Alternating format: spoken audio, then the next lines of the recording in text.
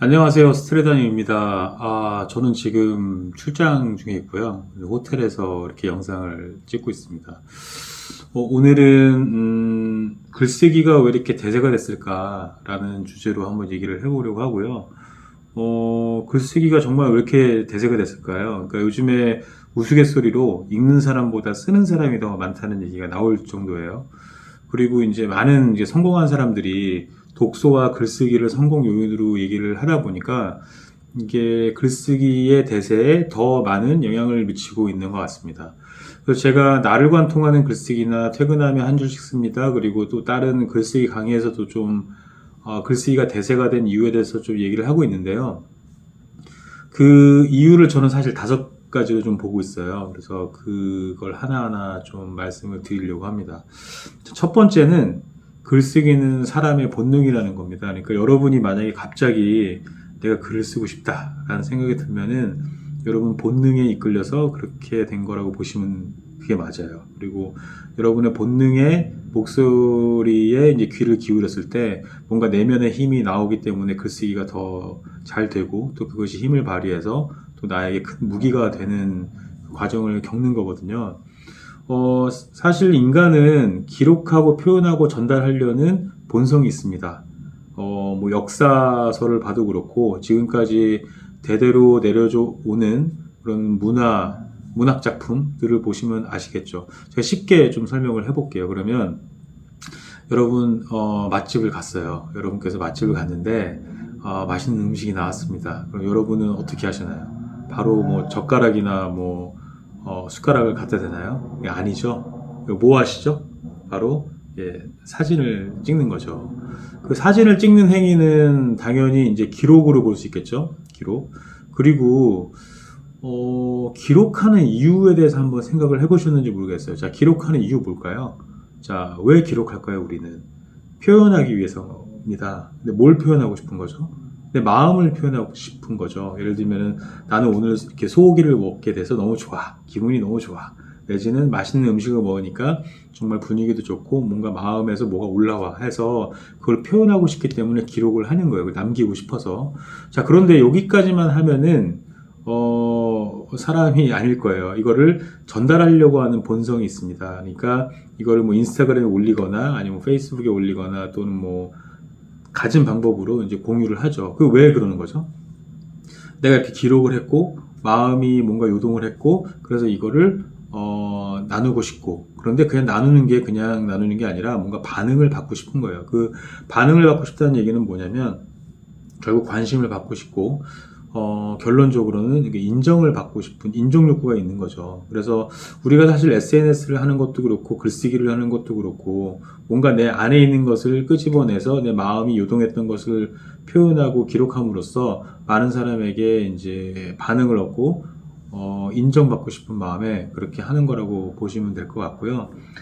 그래서 다시 말씀드리지만 글쓰기를 하고 싶다는 마음이 훅 하고 올라왔으면 저는 여러분께 되게 축하한다는 말씀을 드리고 싶어요. 왜냐면은 비로소 나 자신을 돌아볼 수 있는 그런 시간이 된 거라서요. 글쓰기를 꼭 해보셨으면 좋겠고 그 마음이 올라왔을 때는 내 본성이 나를 시켜서 하고 있는 거구나 그렇게 보시면 될 것 같아요.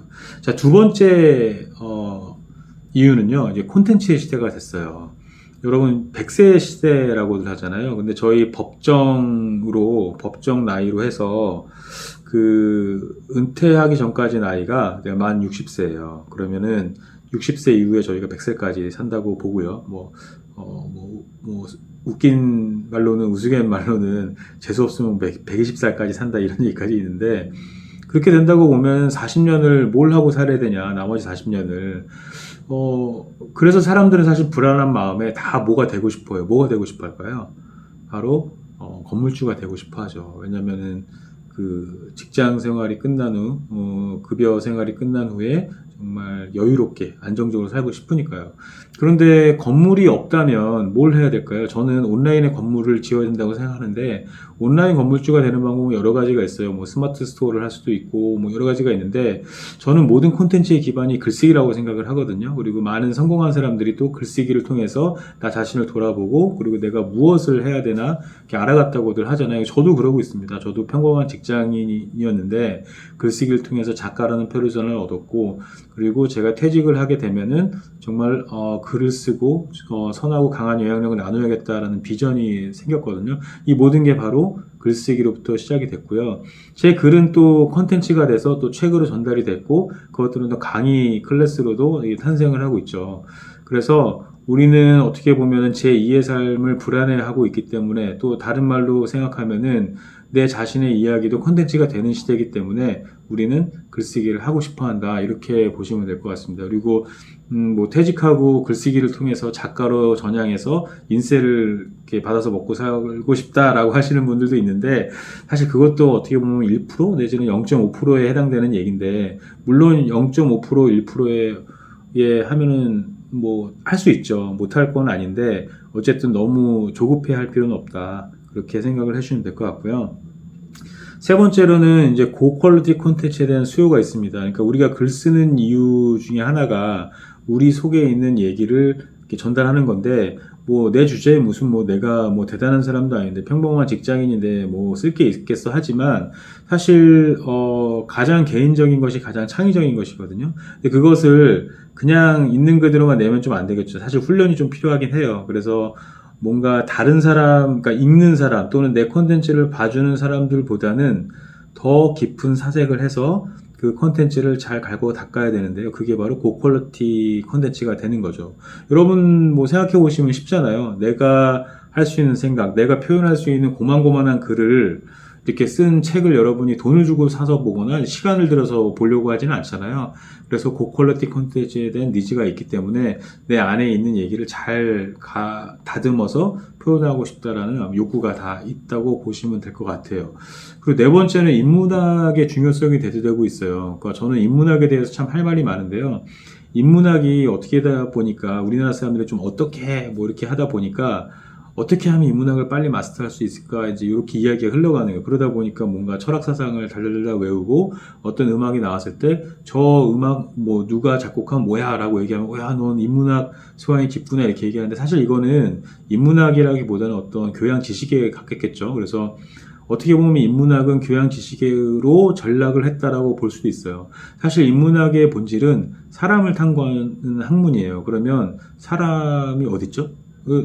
내 자신이 사람이잖아요. 그러면 내 마음속에서 일어나는 소용돌이, 질문, 뭐 예를 들면 내가 오늘 왜 떡볶이를 먹고 싶지? 왜 소고기를 먹고 싶지? 왜 친구들을 만나서 놀고 싶지? 왜 이렇게 마음이 공허하지? 왜 이렇게 글을 쓰고 싶지? 이러한 것들에 대해서 끊임없이 질문을 던지는 게 필요해요. 그래서 저는 인문학을 나라는 마음의 호수에 던지는 왜라는 돌이라고 생각을 하거든요. 그래서 이 잔잔한 호수에 계속해서 돌을 던지면서 질문을 하는 거죠. 그 질문들이 모두 글의 소재가 되고요. 그래서 인문학의 중요성이 저는 이 물질적 그다음에 뭐 현대 사회 이런 것들 속에서 인문학이 정말 너무나 중요하다고 생각을 하고 사실 저의 글쓰기도 나는 왜 이렇게 소비적으로 살까라는 것에 대한 회의감과 질문에 대해서 시작을 했거든요. 그래서 뭔가를 그러면 생산해 보자. 그래서 선택한 것이 글쓰기였고요. 그래서 인문학적으로 글쓰기를 시작하면요. 질문이 끊이질 않고 질문이 끊이지 않는다는 얘기는 글의 소재도 끊이지 않는다는 얘기입니다. 그래서 실제로 저도 꾸준하게 글 쓰고 있는 이유가 그렇게 할 수 있는 이유가 인문학 글쓰기를 하고 있기 때문이라고 보시면 될 것 같아요.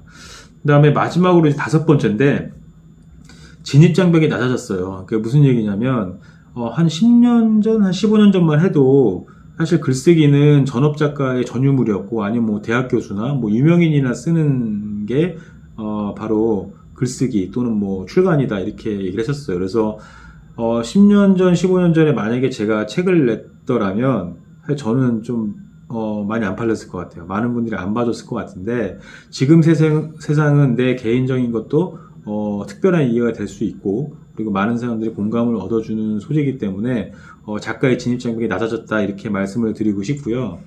그 다음에 또 요즘은 뭐 브런치가 워낙 뭐 핫하고 그 다음에 브런치에 이렇게 합격을 하면 작가라고 불러주잖아요. 우리가 블로그를 아무리 많이 써도 사실 작가라고 불러주지는 않는데, 브런치에다가 글을 써서 이제 합격만 하면은 그것만으로도 이제 작가라고 불러주고 있잖아요. 그리고 인스타그램에 가보면 정말 책 한 권 내지 않았지만 뭐 짧은 감성 글귀를 올리면서 스스로를 작가다라고 말씀하시는 분들이 있어요. 저는 이거 되게 긍정적으로 보거든요. 그러니까 저는 작가라서 쓰는 게 아니라 쓰니까 작가다라고 계속 말씀을 드리잖아요. 그래서 뭔가를 계속 써가면은 작가다라고 이렇게 말씀을 드리고 있습니다. 그래서 지금까지 글쓰기가 왜 이렇게 대세가 됐을까? 그 원인에 대한 5가지를 살펴봤어요. 결국은 그 5가지를 종합해보면 나 자신이 잘 되기 위한 그런 하나의 어떤 몸부림이지 않을까? 이런 생각을 하게 됩니다. 그래서 글쓰기가 여러분 마음속에 훅 하고 올라왔다. 다시 한번 축하의 말씀을 드리고요. 어떻게 할까 보다는 내가 왜 글을 쓰고 싶어 하는 거지라고 인문학적으로 많은 질문을 던져보셨으면 좋겠어요. 그러다 보면 질문이 이어지고 사색이 깊어지고 다른 사람들에게 좋은 영향을 미칠 수 있는 콘텐츠가 나오게 되고 그래서 꾸준하게 글쓰기가 이어질 거라고 저는 믿습니다. 저도 그러고 있고요. 그래서 여러분의 글쓰기를 진심으로 응원하면서 그럼 다음 영상에서 또 만나뵐 수 있도록 할게요. 감사합니다.